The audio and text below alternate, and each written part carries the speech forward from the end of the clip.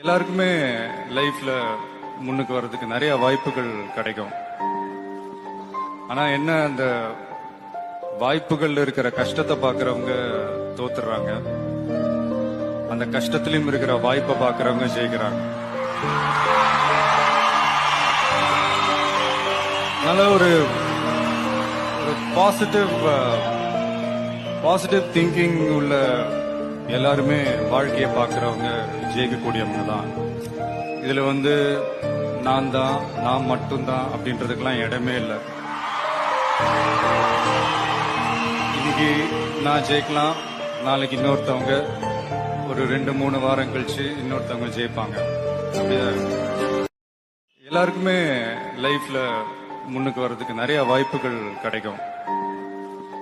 ஆனா என்ன, அந்த வாய்ப்புகள்ல இருக்கிற கஷ்டத்தை பாக்குறவங்க தோத்துறாங்க, அந்த கஷ்டத்திலும் இருக்கிற வாய்ப்பை பாக்குறவங்க ஜெயிக்கிறாங்க.